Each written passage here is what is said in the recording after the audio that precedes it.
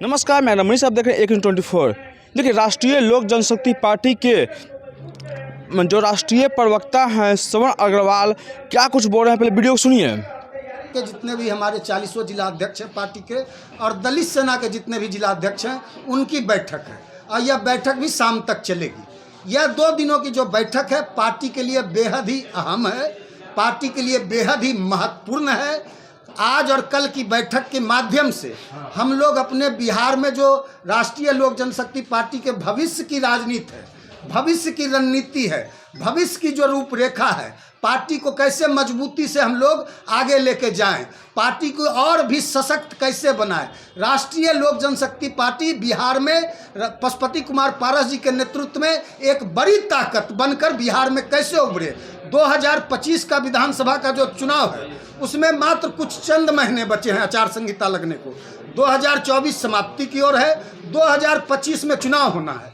अगस्त और सितंबर में बिहार में आचार संहिता लग जाएगा, तो 7-8 महीने चुनाव को मुश्किल से बचे हैं। तो राष्ट्रीय लोक जनशक्ति पार्टी पूरे दमखम से बिहार में कैसे विधानसभा का चुनाव लड़े, कैसे विधानसभा में बड़ी संख्या में हमारे विधायक दल के राष्ट्रीय लोक जनशक्ति पार्टी के विधायक जीतकर विधानसभा में पहुंचे, इसको लेकर और पार्टी को पंचायत स्तर तक ले जाने के लिए, पार्टी के स्वरूप को और ढांचा को और भी मजबूत करने के लिए, पार्टी को जन जन की पार्टी बनाने के लिए, यह जो रामविलास पासवान के विचारधारा की पार्टी है, रामविलास पासवान के असूलों की पार्टी है, रामविलास पासवान के सिद्धांतों की पार्टी है, रामविलास पासवान जो व्यक्तित्व था विशाल, उसका आईना है राष्ट्रीय लोक जनशक्ति पार्टी और उसका नेतृत्व कर रहे हैं पशुपति कुमार पारस। आज की बैठक में दल के जो हमारे सेंट्रल पार्लियामेंट्री बोर्ड के अध्यक्ष हैं सूरजभान सिंह जी, जो पार्टी के मजबूत पिलर हैं, मजबूत स्तंभ हैं, पूर्व सांसद चंदन सिंह जी,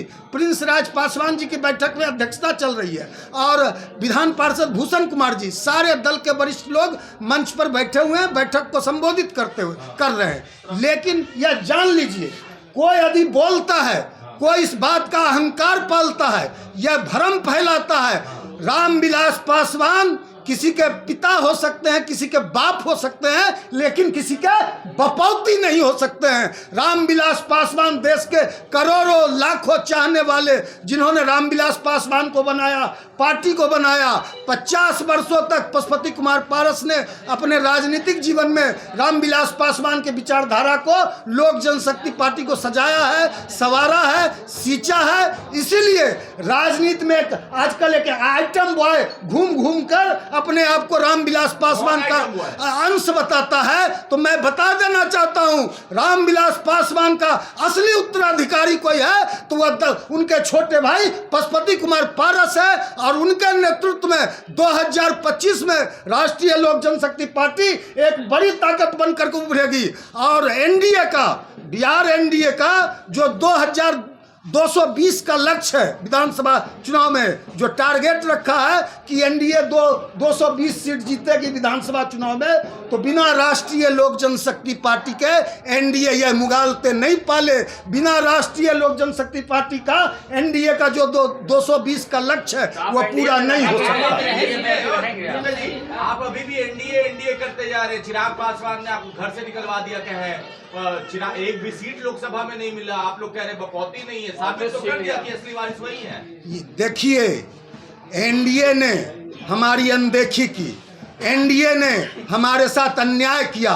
एनडीए ने 2024 के लोकसभा चुनाव में एनडीए के जो शीर्ष नेतृत्व दिल्ली में बैठे हैं, उन्होंने पशुपति कुमार पारस जी को विश्वास में लिया, उन्होंने पशुपति कुमार पारस जी को भरोसा दिलाया कि आपका दल का सम्मान रखा जाएगा, आपके दल का आगे आप लोकसभा चुनाव में हमको मदद कीजिए, नरेंद्र मोदी जी को तीसरी बार प्रधानमंत्री बनाना है, यह बड़ा लक्ष्य, इसमें मदद कीजिए, आपका आगे सम्मान रखा जाएगा। लेकिन एक व्यक्ति को सम्मान दिया गया और हमारे पार्टी, हमारे नेता का अपमान किया गया। एक व्यक्ति को जिसने कहा था नीतीश कुमार को जेल भेजेंगे, जिसने 2020 में एनडीए को कमजोर किया, जिसने कहा कि हमने नीतीश कुमार को तीसरे नंबर की पार्टी बना दिया, उसको सम्मानित किया जा रहा है, उसको पुरस्कृत किया जा रहा है, हमारी पार्टी को, हमारे नेता को तिरस्कृत किया जा रहा है। लेकिन मालिक जनता होती है, जनता के बीच में हमारी पार्टी जाएगी, जनता के बीच में हमारे कार्यकर्ता, हमारे नेता, हमारे सिपाही और हमारे सेनापति पारस जी जाएंगे। जनता के बीच 2025 में फैसला होगा। कह रहे हैं कि जनता मालिक होती है और लोकसभा विधानसभा दो मौका मिला, अब जनता के पास गए था।